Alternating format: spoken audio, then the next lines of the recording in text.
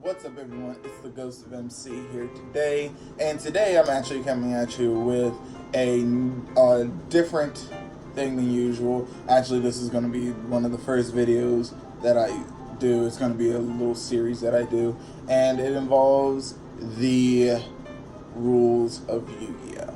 So not just how do you summon a monster, how do you wing summon, how do you activate a spell card. It has this series is going to be dealing with all the non-rule book issues. So there was a document which is pretty much tournament policy, and we're going to look at that right now. I'm going to grab it real quickly. There we go. And we have our official U.S. Trading card game tournament policy. There we go. So this I've already gone through and highlighted some major points that we're going to go over, but there's about four parts if I'm not mistaken, 4 or 5, some amount of parts, and that's how many parts of to the series there are going to be. We're going to go over all the different what's that word? All the different procedures, all the different things that can happen, anything that has to do with tournament policy in general. So that way you can be prepared when you go to your next tournament. Anyways, without further ado, let's go ahead and get right into it. Okay, so for today's video, it's actually going to be a pretty chill one.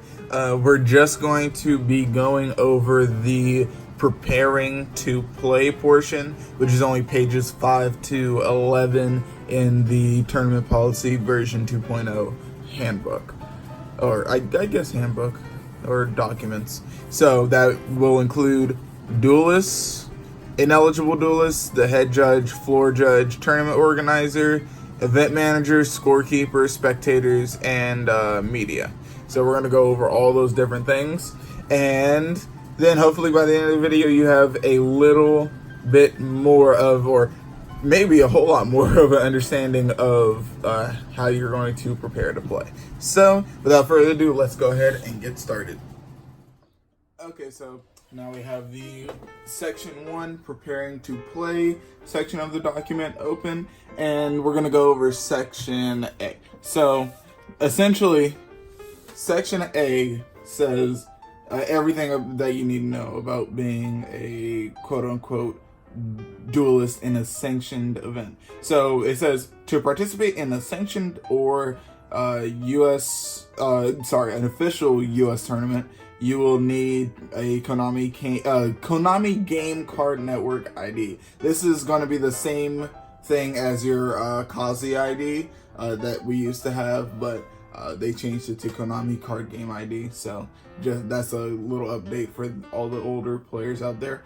If you do not have one, you can register a Konami Card Game Network or KCGN account online, or you can obtain a card game ID at a sanctioned event or at a local official tournament store. So if you go to locals for your first time, then you have the opportunity to go get your Konami Card Game Network ID, literally. So, and then you should always keep a record of your 10-digit card game ID in case you lose the card. And like I lost the card, I think 3 years ago, but I've always remembered my numbers, so that's good. They even have the website on there, which you can go to see. All this is on the official YuGiOh card game. Well, YuGiOh-card.com. It's all on there. All this information. So you can go on there and look this up for yourself. And then you got to make sure that you have this number, because if you're going to participate in any official events, such as like regionals, nationals, anything, you will need to be you'll end up being referred to by your card game ID and your card game ID number, I should say, and your name. That's basically it. And then to participate in an event, you must be in good standing. To remain in good standing, all you have to do is just don't break the rules ever. And there you go. That's a good gist of what it takes to be a duelist. For certain events, you need to meet any age or nationality or invitation statuses or requirements for certain things. So if you're what would you call it? If you're a dragon duelist, to be a dragon duelist, you have to be basically 12 and under. So all children, and not teenagers, because teenagers would be considered adults, which is weird. I don't get it, but I mean, hey. I get it, because yeah, it makes sense, but I don't get it, because whatever. Anyways, for nationals, you need a invite. For worlds, you need for world championship qualifiers, which is just a WCQ. You also need a regular invite from a regional. For UDS Invitational, which is Ultimate Duelist Series Invitational, you actually will need more than just a regional invite. You'll need, I believe, 100 UDS points, or 100 points in general, I guess. I think it is called UDS points, if I'm not mistaken.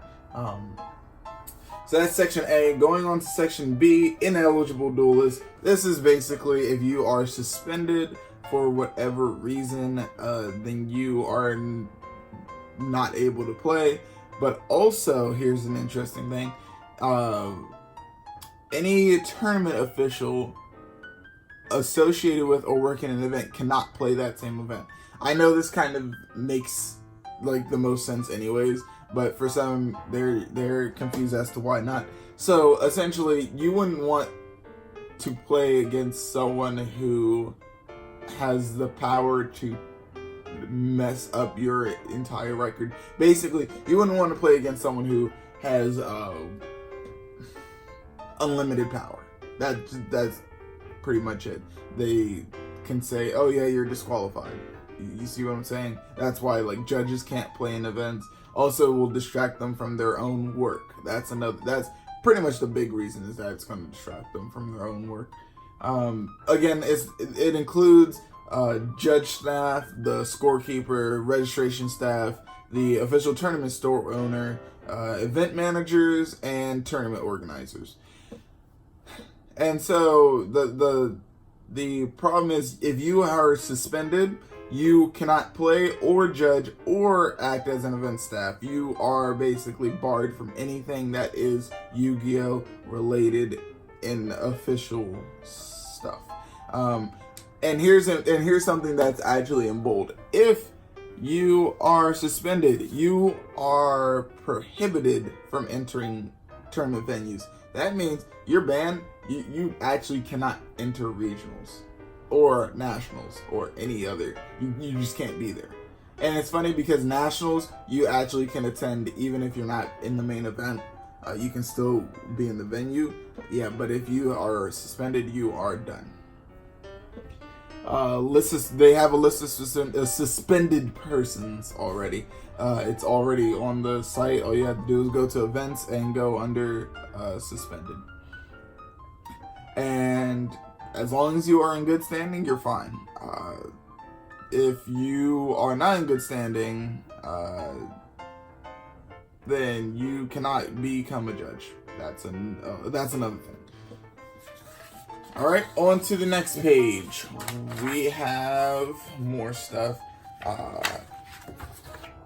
We actually have here's how you become unsuspended, and also we have a highlight thing for the next part. Here's how you become unsuspended. Essentially, once the suspension time runs out, you still have to go and get yourself reinstated. So you have to just email the Konami penalty email, which is also on the site, on or after the date of being eligible. So you can't email them before, because no. And once you have received an email back, then an email stating that you have been reinstated, then you can officially participate in events and become a judge and stuff. There we go. Let's see, I'm trying to think of what I should say next. Essentially, the idea is do not get suspended. That's a big thing right there. So, because it's just it takes so much more effort, and it's not extremely easy to get suspended, but it is depending on what you're trying to do. If you're just playing the game properly, you should not get suspended. And we will discuss how to get suspended in future videos, more than likely. And so now we move on to the head judge. The head judge is the big judge. You cannot overrule that judge's ruling. They make the final call for all policy and ruling appeals. No other person can overrule them. They are the big kahuna. And so, yeah, that's pretty much all the head judge is. They are like the floor judges, but they have pretty much all the power. The problem is, not the problem, but another thing is they only can not create new tournament policies, so they can't say, oh, we're going to add this for today. No, that's not how it works. It's the head judge's responsibility to identify themselves at the beginning of a tournament. You should always know who your head judge is, and the head judge should always be physically available and present to deal with issues really quickly. So there you go. Head judges are at pretty much the peak of judging, where they need to know pretty much all the stuff. I mean, you should know all the stuff anyways, and you should constantly be studying your rulings, your policy. That's just a constant thing you should be doing. But in case of anything, the head judge is the final call. So you can appeal to the head judge. You can send your appeal to the head judge, but then once they say this is so, it is so. You cannot dispute that. It's done. And if you do, then you have the risk of being disqualified. So have fun with that. That is one of the many ways that you can also get in trouble playing Yu-Gi-Oh!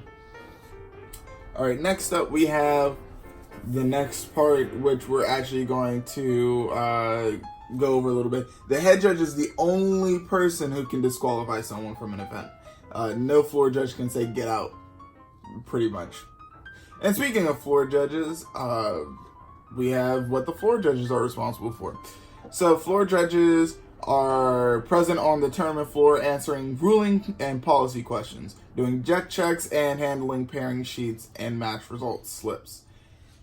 Judges are expected to be, nice when they're talking to you, and they should not be trading or going on with personal stuff while they're judging. Most judges, at major events, they all have the judge program shirts that they cannot wear unless they are judging. So you can't just wear your judge shirt in a regular match. So basically, judges should just be on the outside, making sure all the intricacies of the game are being followed, and don't socialize. It's pretty easy to become a judge too. They actually have a judge test. I say it's pretty easy. The test itself is simple to those who understand the game. That'll be the way that I say that. On to the next side, we actually have some more stuff. Judges are required to step in if they observe a violation, completely. A violation of the rules or gameplay. They do not need to wait for someone to say judge. And here's what the judges should answer questions about. They should answer questions about game mechanics, the legality of an activation of an effect, and card text. Those should only be answered depending on the current game state. Judges should not, and I repeat, should not answer questions that provide any advice, instruct someone how to play their best cards, reveal private knowledge, which we'll get to eventually, and involve a discussion of cards that are not part of the current game state. So essentially, you talk about what is going on without giving too much information. And if they ask, is this play legal?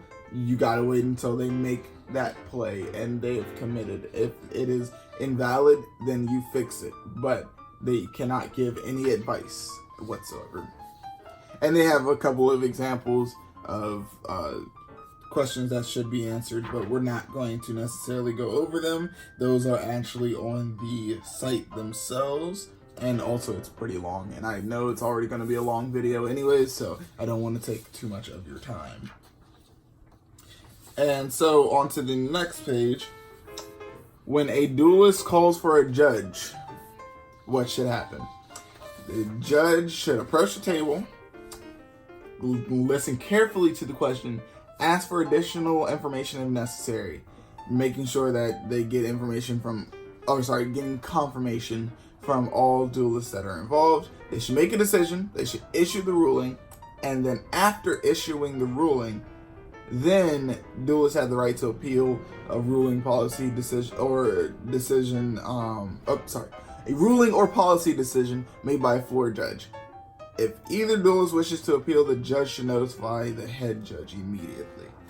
Now, as for what happens when multiple people want to appeal at the same time, well, more than likely there will be some sort of time extension, because there's only one head judge. If you're at a tier 3 event, there's actually a possibility of being an assistant head judge, so you can appeal to them. So there you go. On to the next page. Judges are expected to pretty much stay current. You don't want to be stuck in 2015 format and it's 2019. There you go. And now we're moving on to the tournament organizers. Tournament organizers are basically the people that you see that they're typically official tournament stores, and they may or may not be, to be honest, but more than likely they typically are. Basically, they're the person responsible for arranging and running the tournament. It depends whether or not it's the owner of the OTS. Anyone seeking to organize a sanctioned or official event should get a venue that can safely accommodate the expected number of attendees, and make sure that the venues are safe and clean and in compliance with all applicable building and fire codes. So don't go to someone's house. That's essentially what you do. You don't have a tournament at someone's house. Although it's possible if they have like a mansion or whatever. Pretty much you have to go and do all this extra stuff to become a tournament organizer. So if you are interested in that, then they have a whole list of things. Well, not really a list. They have a list of Konami emails that you should be able to email when it comes to requesting information. And then we have the event managers. The event managers are pretty much chosen by the tournament organizers. They act on behalf of the tournament organizer when the tournament organizer is not present, and assist with all overall management of the event. If the tournament organizer is not present at the venue, the event manager is responsible for fulfilling all agreements made with controllers of the venue before leaving, and as well as the resolution of any attendee issues. So basically, they're like what the tournament organizer should be if the tournament organizer is not there. Pretty simple. Next up, we have the scorekeeper. So the scorekeeper is responsible for creating accurate pairings, so making sure we don't have a repairing situation going on, and additional tournament information throughout the event. The scorekeeper is responsible for understanding the program being utilized to run the event, such as the KTS Konami Tournament software, or Konami Game Card Network, Konami Card Game Network, and all procedures relevant to scorekeeping an event. All Tier 2 and higher events are run using the KTS software. So that's how we get the pairings and stuff when we are at regionals and YCSs, UDSs, nationals, all those things. Next we have spectators. So if you are not playing in the game and you just wish to spectate, here's what you need to know.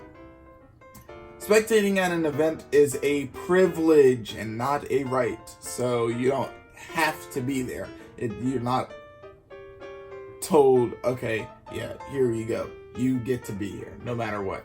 No, it's a privilege. You can lose that privilege. And it's only for tournament, it's a privilege for tournament attendees. It's not a spectator's duty to remain, I said that completely wrong. I am sorry. It is a spectator's duty to remain neutral while observing gameplay. So basically like a judge, but they just can't say anything to the players themselves necessarily. And make sure their presence does not disrupt the event. At the discretion of a head judge, spectating out of a tournament may be limited or restricted. And obviously spectators have all these rules. So rule number 1, spectators should not speak to or communicate in any way with duelists who are currently engaged in a match. Don't talk to your friends while they're in a match. There you go. And here's a really important one, rule number 2. If a spectator notices any violation of gameplay rules or tournament policy, they must alert a tournament official immediately. So essentially, they have the same duty as a judge would be, where if something's going wrong, they step in. Although they alert someone, they don't step in themselves. So they'll have someone else step in for them. And rule number 3, spectators must be prepared to move if they are blocking a judge or a walkway or an exit, fire exit I should say, or any other paths that are identified by tournament staff. So don't be in the way. There you go. Spectators will be asked to move if their presence is distracting to any of the duelists at all. If a judge or tournament official instructs a spectator to move, they must comply. Don't just stand there. Come on, man. Like, I mean, I know you want to watch this match, but it's not your match. So, realistically, you can just ask after the match how the game went with that specific person. Then we have section I. This is actually going to be the last section for this video. Media. Members of the media who wish to attend any sanctioned or official event to create photographic, audio, or video content must follow these rules. And there are 6 rules. You have to contact the organizer, the tournament organizer, and the KDE US in advance of the event. Media representatives must be prepared to provide evidence of association with a news outlet or whatever agency they're with. Members of the media are also responsible to know and adhere to all applicable laws concerning privacy. Any member of the media approved to cover an event agrees to provide as well as assume liability for all their own equipment and employees. Members of the media must abide by the same rules set for spectators. So, if you are a, let's say, YouTuber, right? You're at an event and you've been approved to be at an event, then you are still considered a spectator. There you go. Same rules as spectators apply. And they are also expected to defer to tournament officials and KDE US employees. Members of the media are required to obtain their own written releases from impacted participants at the event. And if you want to, if you're a media member wishing to attend a sanctioned Tier 3 event, so essentially like a YCS or UDS, there you go, then you should contact US Support Konami. There you go. For more information. And that is it for section 1 of the Konami Digital Entertainment official KDE US YuGiOh official trading card game tournament policy. Thank you for watching. If you like this video, go ahead and smash that like button. And if you want to make sure that you are caught up on all the videos, click that subscribe button and hit that notification bell so you don't miss any new videos, because we're going to have plenty of these videos coming out in the near future, and I promise they won't be as long as this one. Some of them might be, but most of them should not be as long as this one. This one was a first one, so we're working out the system with this. If you have any questions or comments or concerns or queries, you can go ahead and throw them into the comment section below. And if you are looking to look this up on your own, the tournament policy will be, though a link to the tournament policy will be in the description below. Anyways, that's it for today's video. Thank you for watching. Have a nice one.